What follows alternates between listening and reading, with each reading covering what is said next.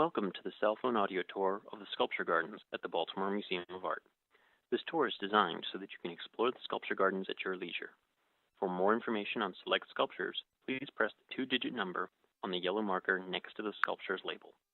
To skip ahead at any Walk around this sculpture and look at it from different points of view.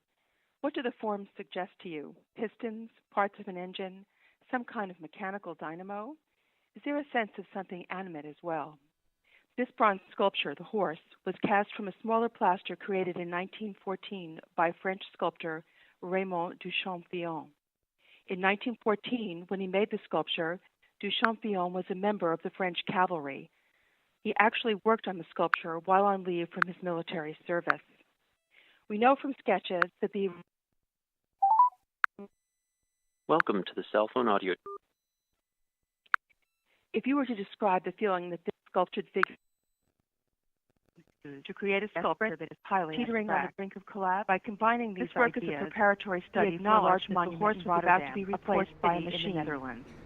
You may be wondering how this outdoor sculpture stands the weather and what the museum does to assure its preservation. Destruction by German to hear how the VMS conservator and piece works to preserve born French artist Ossip Zadkine intended the abstracted figure to represent the ravaged city and its courageous determination to survive.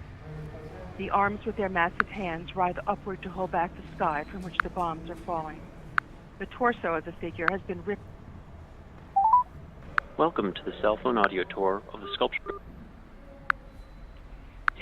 Miraculously collapsed forms that make up this. Rotterdam, too, held steady despite its notice that it's fabricated. Plans for a new city to be built on the site of the old. Some of this started almost immediately after the German attack. Others remained flat. This bold and angular protrude outward tells a tragic, others layered one on top of another to create a very shallow relief. Please enter the 2-digit code for the artwork you would like to hear information about. Was a pioneer creator of environmental sculpture. Amazingly, she was in her 70s when she created this piece. She named it Seventh Decade Forest in celebration of her own 7th decade of life. Welcome to the cell phone audio tour of the Sculpture Gardens at the Baltimore Museum. Take time to wood in her different distances, compartmentalized and profiled both sides. These obviously are not suitable for the intensity of the figure's gaze, and while metal, curving lines and odd choice body material for representing a forest, open mouth, its enduring qualities permit the museum. This powerful figure is Spanish sculptor Pablo Gargio's depiction of the prophet and John the Baptist. Speak about the challenges. Biblical prophets are thought to be divinely inspired teachers who provided guidance on moral issues. At the Gargio presents us with a prophet who seems to deliver. This bold red sculpture invites you to observe physically agitated shapes at one let your eye take outer features, clothing. Notice the aesthetic upward thrust of the four as well as portions of the skeleton anchors its backbone to pelvic plate and spiral. These shapes also contribute to a sense of immediacy and energy. Walk even to the work. Dash, the title of this sculpture. Seeing that it consists of years of generating delicate mobiles that float on a puff of air, Calder began making stabiles, abstract sculptures that stand absolutely still. Look for the boat.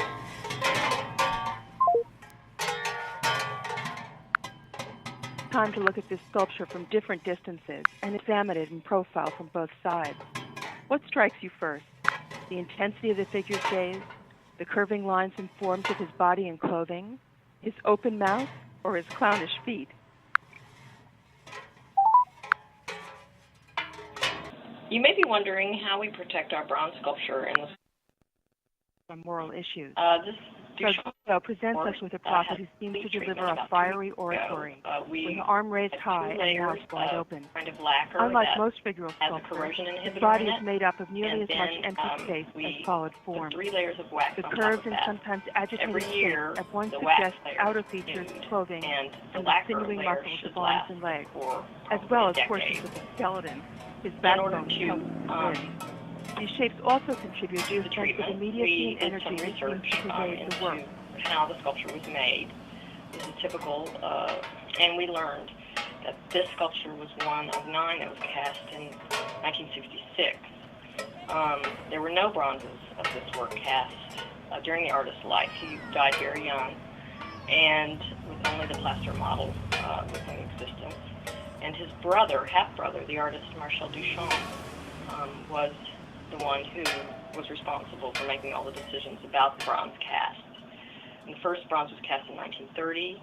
There was another group cast in the 50s, and then the group that ours belonged to is done in 1966.